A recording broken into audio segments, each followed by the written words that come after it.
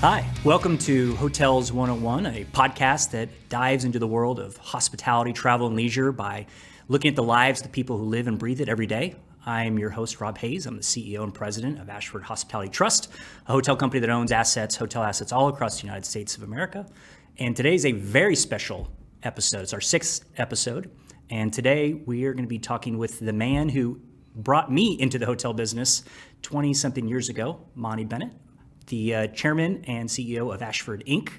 Welcome to Hotels 101. Thank you. I have a question to start out. And how come I made number 6 in your lineup and not number 1?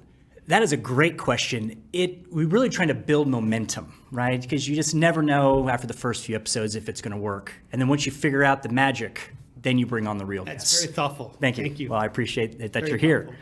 Now, you haven't just been in the hotel industry a decade or two. You've been in the hotel industry, in a sense, your entire life. That's right. So give us a little bit of that background. How have you been involved in hotels? And I know your family has been involved.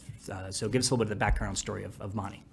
Sure. My father kind of fell into it back in the 60s through a series of events. And he started off with a hotel down in Galveston, Texas. And he did very well, built a number of hotels, built a great company. And so as I grew up, I was born in 65, I grew up in the industry and seeing the industry, and my father being a prominent player in the industry.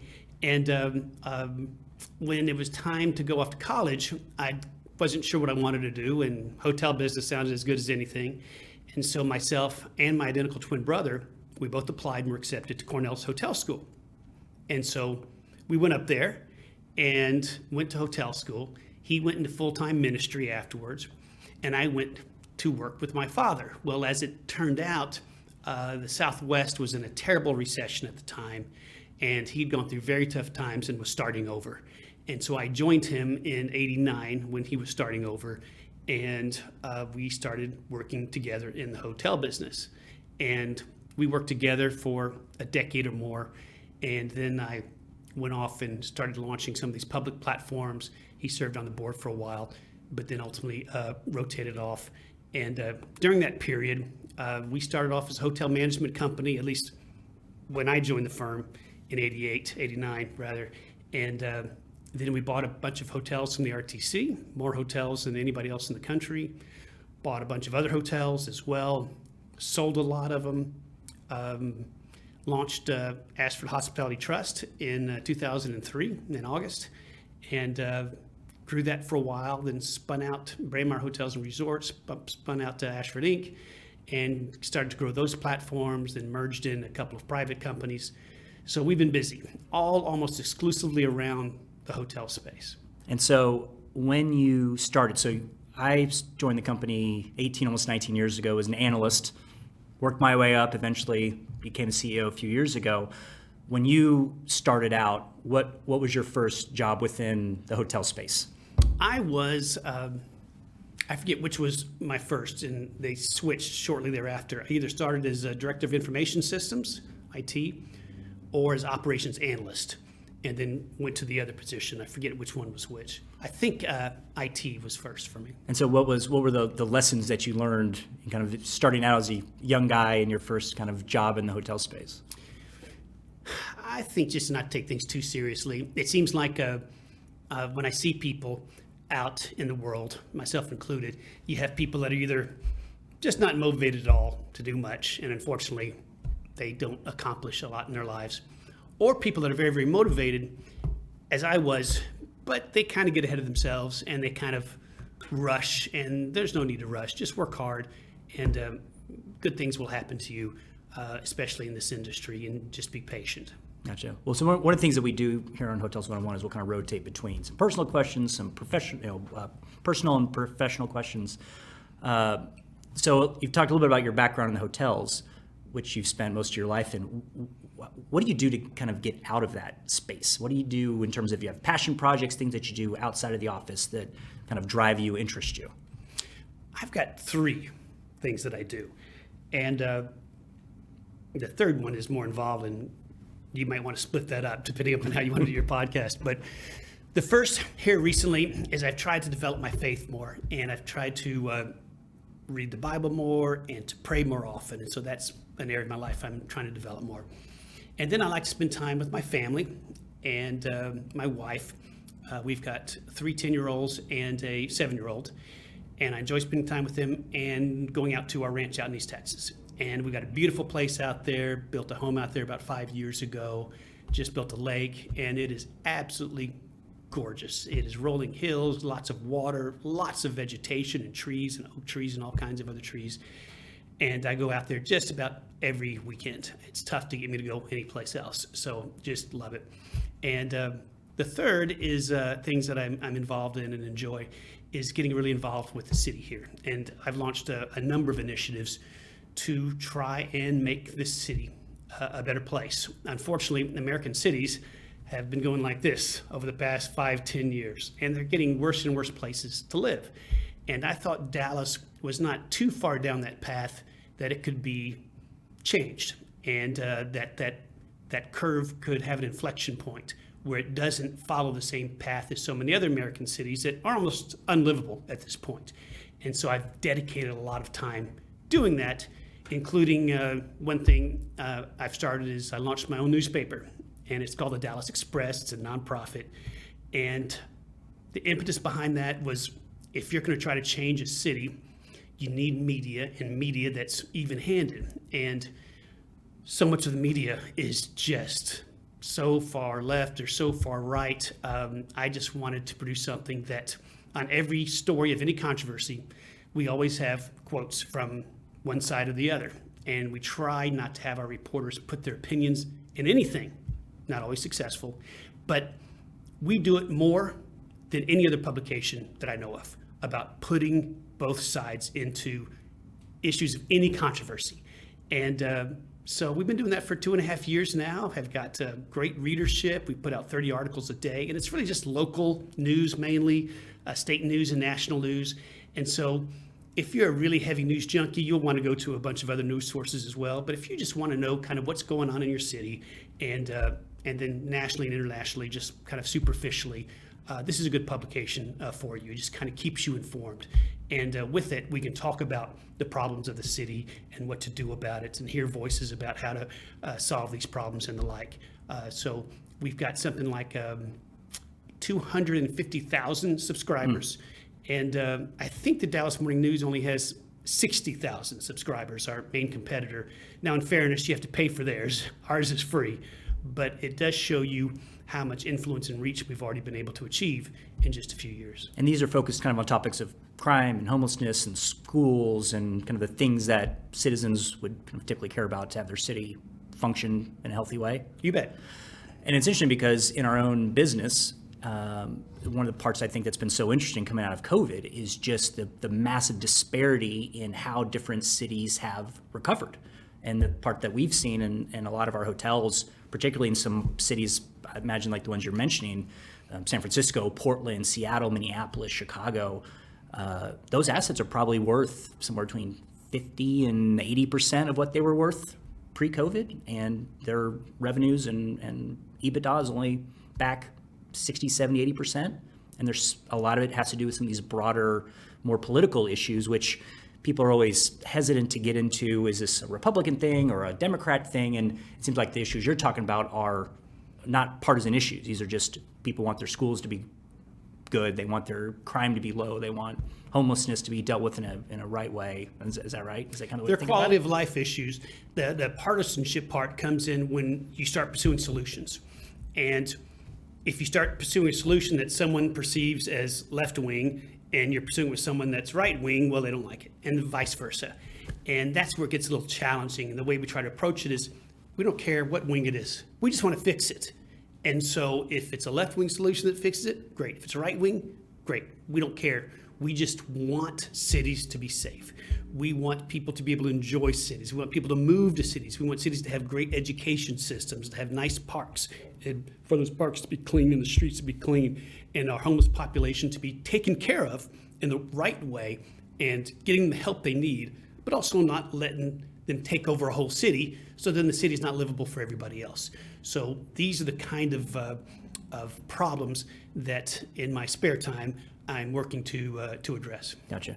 So what do you hope for, and kind of going back to the professional side, what do you hope for your companies over the next 3 to 5 years, right? You've kind of built this structure. You've got a variety of public companies that you oversee. What does the future look like? Is it just in hotels? Is it going to other property types? And what's the bigger vision of what you're trying to accomplish? Well, a number of years ago, we were just in hotel real estate. And then we branched out because it's tough to grow when you own just real estate because it requires so much capital to grow. And you need to bring in outside capital, and terms come with that capital. Where if you're an operating company, you can usually use retained earnings to grow. So we pivoted into also owning a number of hospitality-focused companies, such as an audiovisual company, such as a property management company, an asset management company, all hotel-focused, renovation development company, so that we could grow with retained earnings. And that's what Ashford Inc. really is. It does all kinds of hotel services and products that it provides, both to these managed REITs, Ashford Hospitality Trust and Braemar, as well as to other hotel owners around the country. So continuing to grow that platform and to get into the services business is exciting, and we're looking forward to, as well as grow our hotel portfolio in those platforms and otherwise. And I'm also starting to transition and to diversify into other real estate types. Each recession, I tell myself that it couldn't possibly get worse for hotels than the recession we were just through.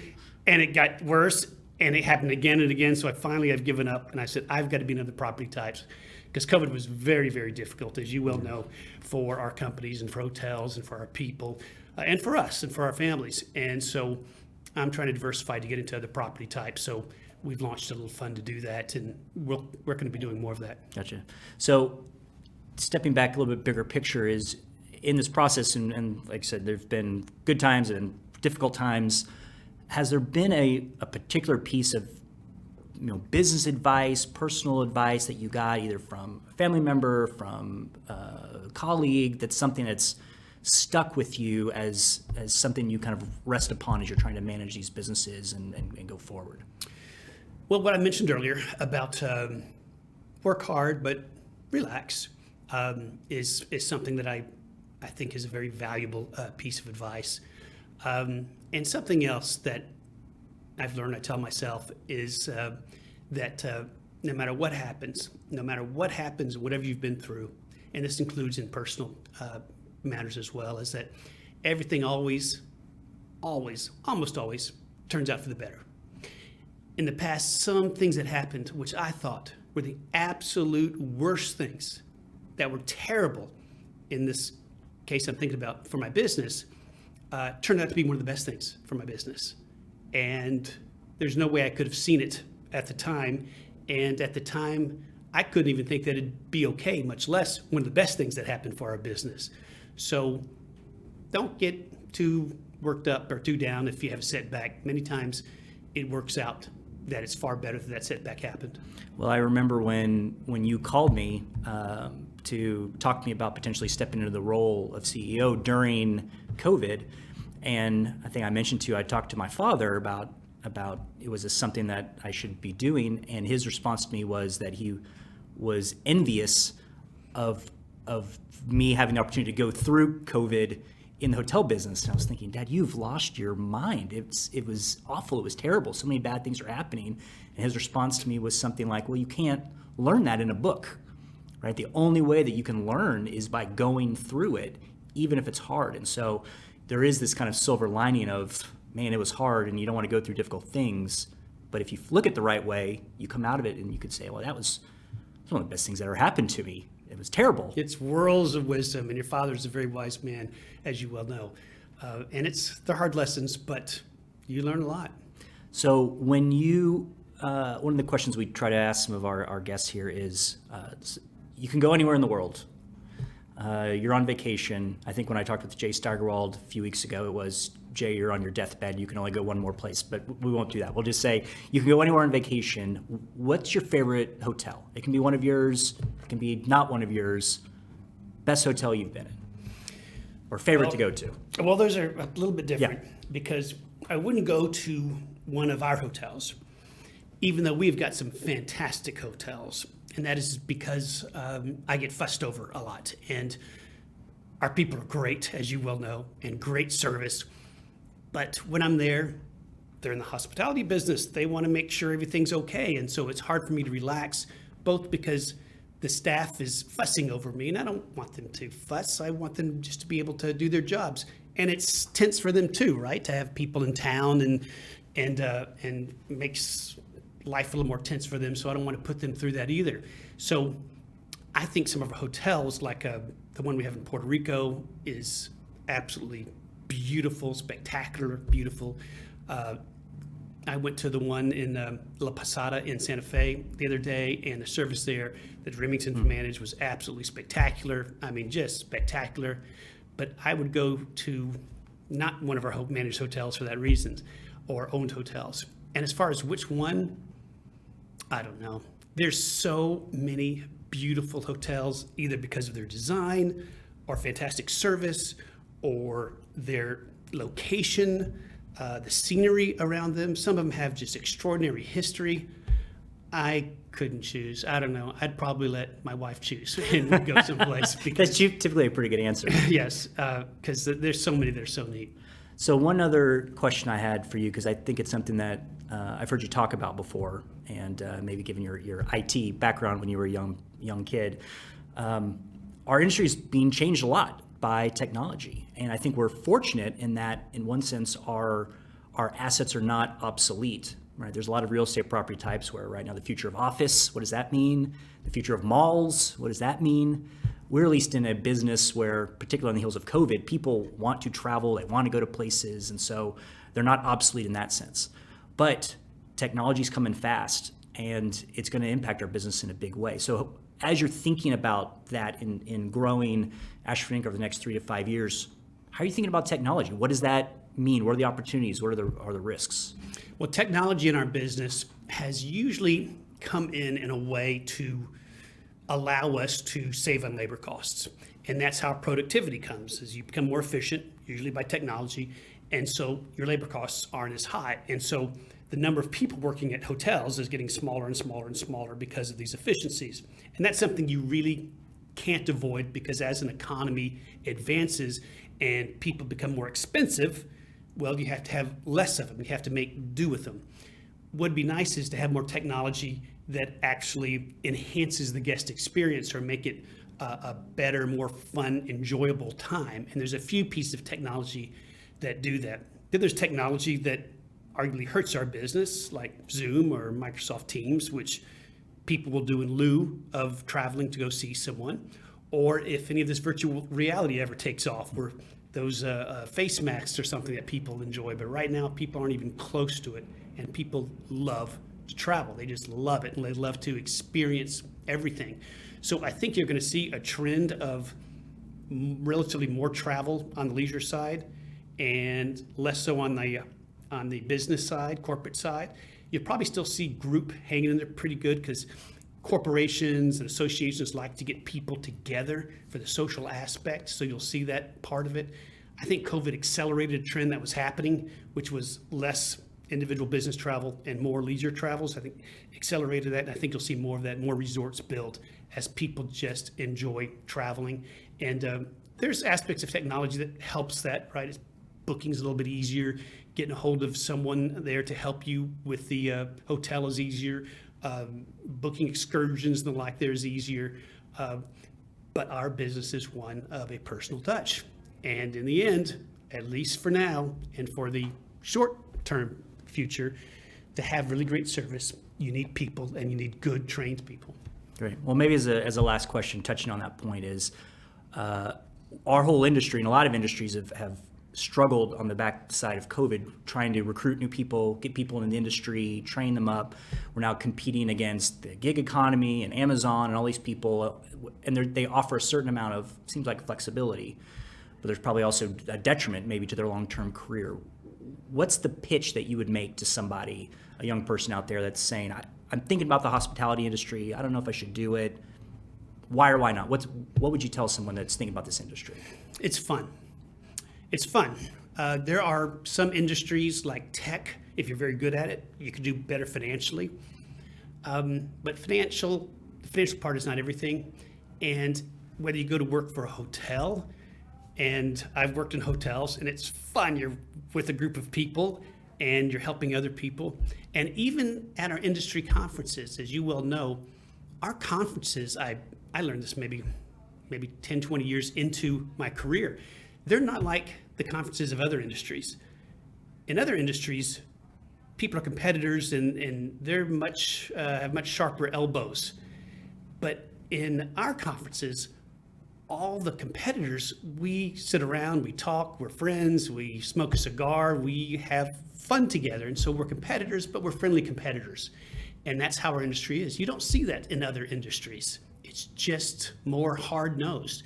And a lot of people that especially like to serve others, this is a great industry because that's what you're doing. You're in the hospitality business and you're taking care of other people. And if you like people, this is the industry for you.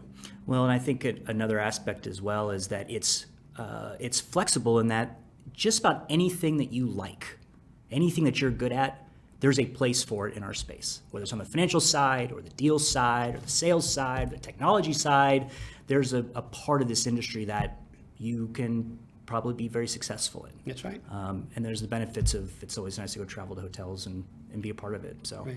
Well, with that, Monty, I want to thank you for coming on. It's been great talking to you. And,